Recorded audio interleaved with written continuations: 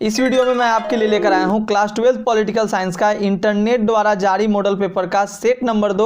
और फ्रेंड्स, आपको पता है मैं आपको जितने भी इंटरनेट द्वारा मॉडल पेपर जारी किया गया है सभी मॉडल पेपर को करवा रहा हूं। तो आज हम लोग अभी सेट नंबर 2 को करने वाले हैं। सारे प्रश्नों को देखिएगा, सभी प्रश्न आपके लिए इंपॉर्टेंट है। तो पहला प्रश्न आपके समक्ष है, आंसर करते चलिएगा, साथ ही साथ आप लोग भी देखिए। प्रश्न कहता है आपका कि भारत का प्रथम गैर कांग्रेसी प्रधानमंत्री कौन थे। ऑप्शंस आपके दिए गए हैं, अटल बिहारी वाजपेयी, मोरारजी देसाई, देवगौड़ा या चौधरी चरण सिंह। सही जवाब आपका हो जाएगा। ध्यान रखिएगा, प्रथम गैर कांग्रेसी प्रधानमंत्री आपके मोरारजी देसाई थे।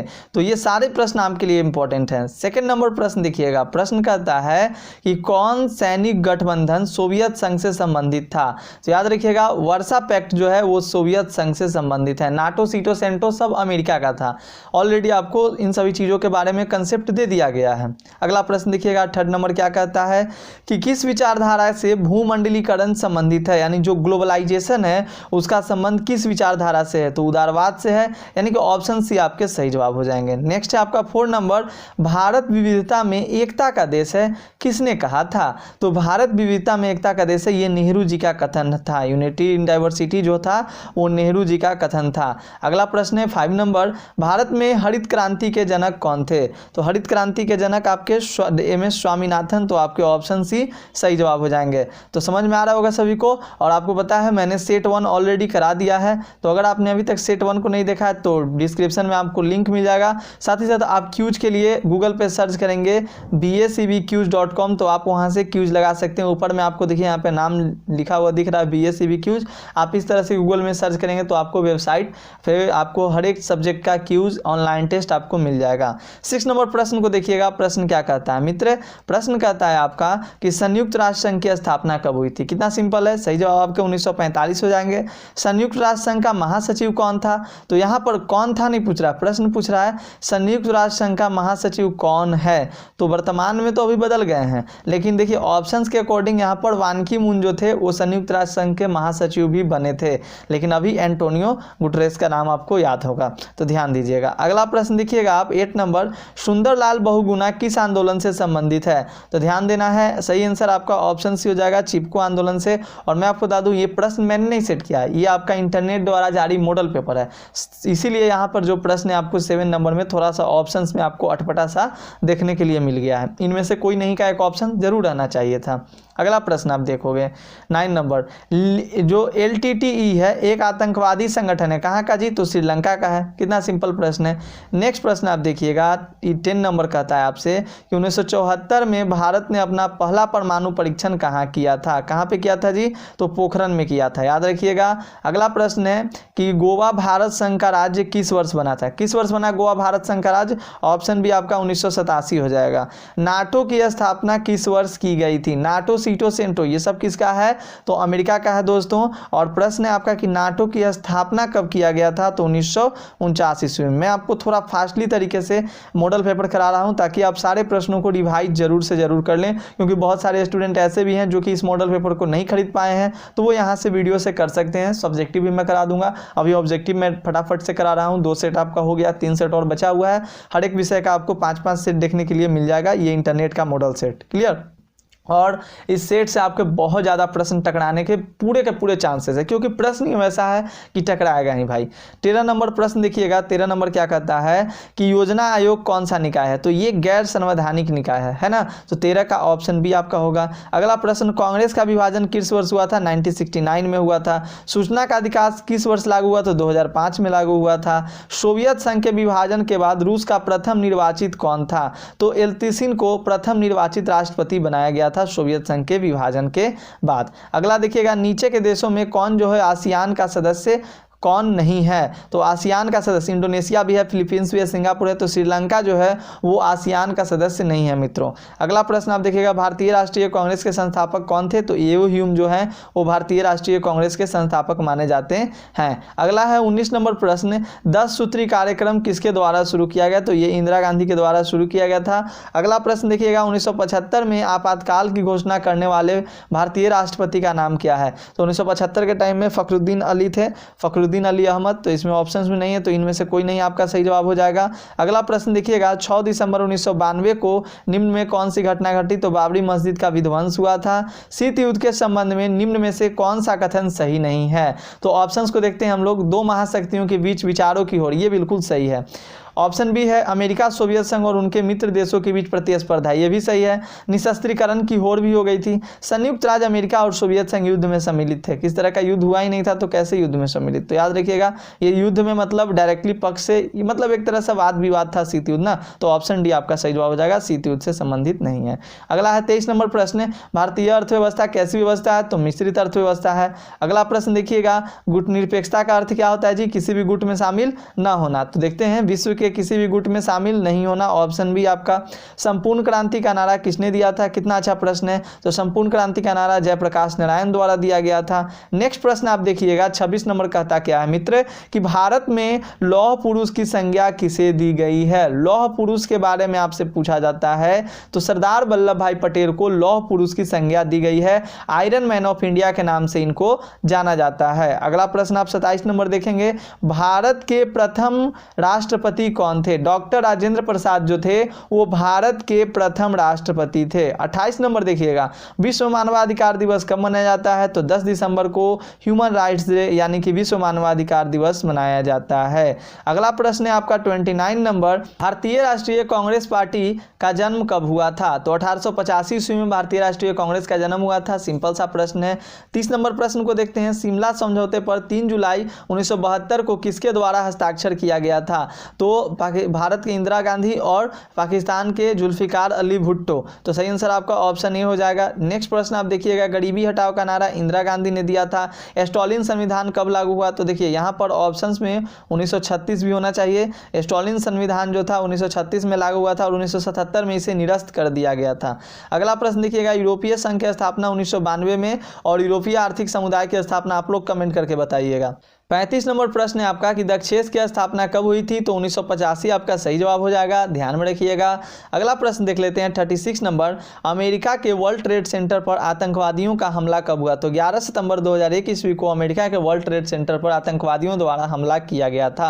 भारत का वायु प्रदूषित नगर कौन है? मुंबई में भी वायु है, कोलकाता, कानपुर यानी कि सभी नगर। निम्नलिखित में से कौन सा राज्य है? तो बिहार जो है वो की राज्य है दोस्तों। सिंपल सा प्रश्न था। छात्र आंदोलन की शुरुआत बिहार से हुई थी। भारत और पाकिस्तान के बीच कारगिल युद्ध 1999 में हुआ। भारतीय राष्ट्रीय कांग्रेस की स्थापना कब हुई? तो 1985 में हुआ।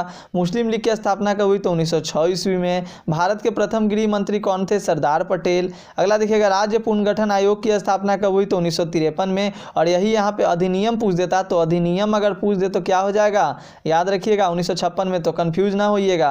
राज्य पुनर्गठन आयोग की स्थापना 1953, लेकिन अधिनियम पूछे तो 1956, ध्यान रखना है। भारत में अभी कुल वर्तमान में कुल कितने राज्य हैं? तो 28 राज्य हैं दोस्तों।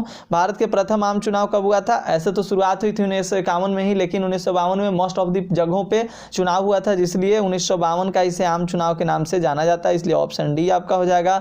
पंचशील समझौता किन दो देशों के बीच हस्ताक्षरित हुई थी? तो पंचशील समझौता जो था वो आपके भारत और चीन के बीच में हुआ था। अगला देखिएगा, किस वर्ष चीन ने भारत पर आक्रमण किया था? 1962 में। राष्ट्रीय विकास परिषद का गठन जो हुआ था वो कब हुआ? 1952 ईस्वी में। और भारत में प्रथम पंचवर्षीय योजना की शुरुआत भी कब हुई थी?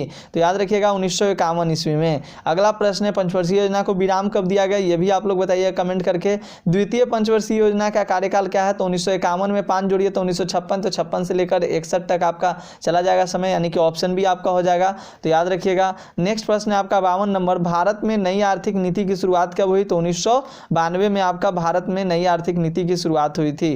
53 नंबर प्रश्न है, यानी कि 53 नंबर जो प्रश्न है कि जनता पार्टी की स्थापना कब हुई? तो ध्यान देंगे ऑप्शन ए आपके हो जाएंगे 1977 में जनता पार्टी की स्थापना हुई थी। उम्मीद करता हूं आपको वीडियो समझ में आ रही हो, तो वीडियो को लाइक कीजिएगा दोस्तों, वीडियो को जरूर से जरूर लाइक कीजिएगा। 54 नंबर प्रश्न है, इंदिरा गांधी ने भारत में आपातकाल किस वर्ष लगाया था?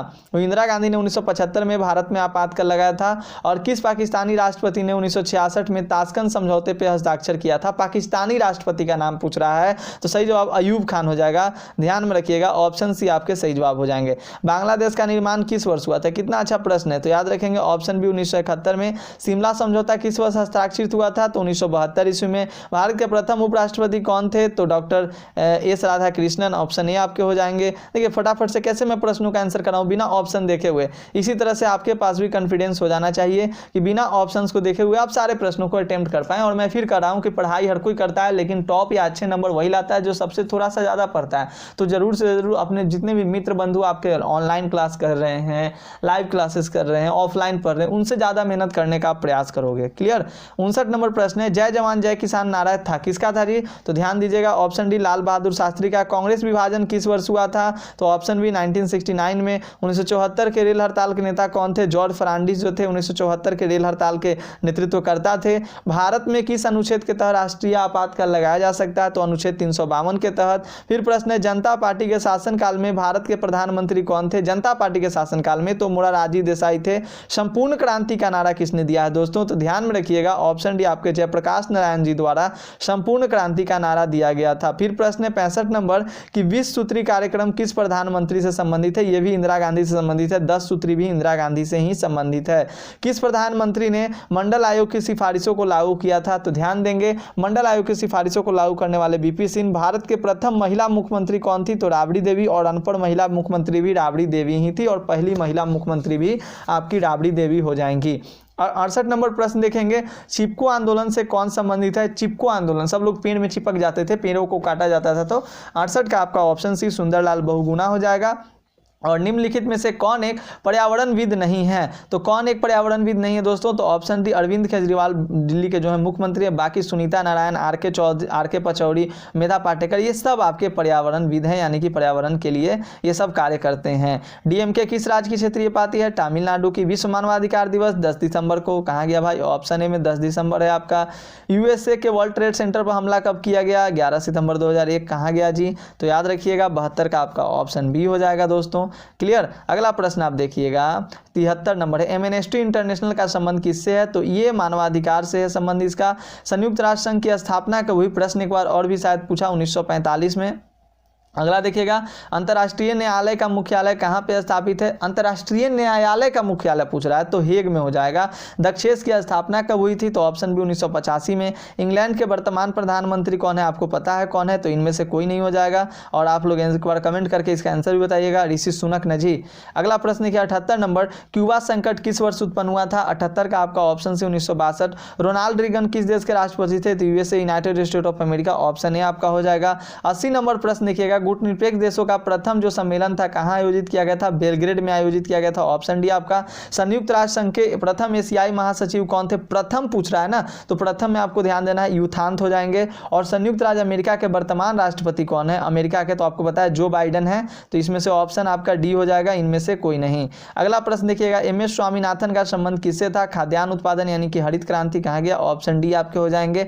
नेक्स्ट प्रश्न आप देखेंगे 84 नंबर, सिक्किम भारत का सहवर्ती राज्य कब बना था? 1975 में बना था। तो ऑप्शन बी आपका सही जवाब हो जाएगा। योजना आयोग के पदेन अध्यक्ष कौन होते हैं? तो प्रधानमंत्री जो होते हैं योजना आयोग के पदेन अध्यक्ष होते हैं। पहले इसका नाम नीति आयोग था, अब इसका नाम 2014 में योजना आयोग रख दिया गया। अगला देखिएगा 86 नंबर प्रश्न, निम्नलिखित में से कौन सा देश सार्क का सदस्य है? तो सार्क का सदस्य अपना देश भारत है ही है, तो ध्यान से भारत आ गया तो चुपचाप आंख बंद करके लगा दीजिए।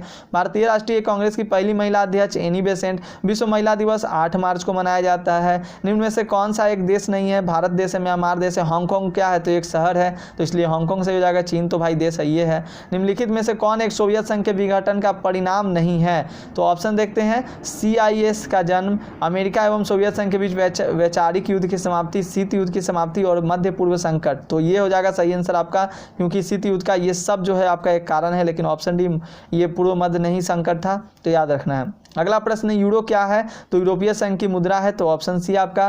निम्नलिखित देश में किस देश ने खुले द्वार की नीति अपनाई थी? चीन ने अपनाई थी। नेक्स्ट प्रश्न आप देखेंगे 93 नंबर, भारत तथा पाकिस्तान के बीच 1972 में कौन सी समझौते पर हस्ताक्षर हुआ था?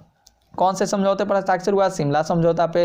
निम्नलिखित में कौन सा एक मानवाधिकार संगठन है? एमनेस्टी इंटरनेशनल, आपको पता है। वर्तमान में संयुक्त राष्ट्र संघ के महासचिव कौन है? तो एंटोनियो गुटरेस हैं। तो याद रहेंगे ऑप्शन आपके डी हो जाएंगे, इनमें से कोई नहीं। विश्व श्रम संगठन का मुख्यालय कहाँ अवस्थित है? तो ऑप्शन ए आपका जिनेवा में है विश्व श्रम संगठन का मुख्यालय। 97 नंबर प्रश्न है, भारत एवं बांग्लादेश के बीच फरक्का समझौते पर हस्ताक्षर कब हुआ था? तो ऑप्शन सी आपका सही जवाब हो जाएगा। भारत और पाकिस्तान के बीच फरक्का समझौते पर हस्ताक्षर 1996 में हुआ। 1992 में किस शहर में पृथ्वी सम्मेलन हुआ था? तो रियो डी जेनेरियो में। अगला देखिएगा, किस आंदोलन ने आंध्र क्षेत्र के लिए स्वायत्त प्रदेश की मांग की थी? तो ये विशाल आंध्र आंदोलन आपका हुआ था। और 100 नंबर प्रश्न है, राज्य पुनर्गठन आयोग के विषय में कौन सा कथन जो है गलत है? तो इसकी स्थापना 1953 में हुई थी। बिल्कुल, राज्य पुनर्गठन आयोग की स्थापना 1953 में हुई थी, पहला सही है। इसके रिपोर्ट के आधार पर 1966 में राज्य पुनर्गठन अधिनियम पारित किया गया, बिल्कुल यही गलत है। राज्य पुनर्गठन अधिनियम कब पारित हुआ था? 1956 में पारित हुआ था। तो ध्यान देंगे दोस्तों, राज्य पुनर्गठन आयोग अधिनियम जो था वो कब पारित हुआ था? 1956 में। यहाँ पर क्या दिए हुए? 1966 दिए, इसलिए आपका ऑप्शन बी सही जवाब हो जाएगा। तो इस तरह से दोस्तों बहुत ही कम समय में हम लोगों ने 100 प्रश्नों को करने का प्रयास किया। आई होप कि आपको वीडियो अच्छी लगी हो। वीडियो अच्छी लगे तो लाइक कीजिएगा, चैनल पर नए होंगे सब्सक्राइब कीजिएगा, अपने दोस्तों के साथ शेयर भी कीजिएगा। साथ ही साथ इसी तरह से हमारे साथ बने रहिए। पता है आपको, मैं एक ही बात कहूँगा, सेल्फ स्टडी कीजिए, सॉफ्ट स्टडी से जुड़िए। Self study plus soft study equal to success होता है।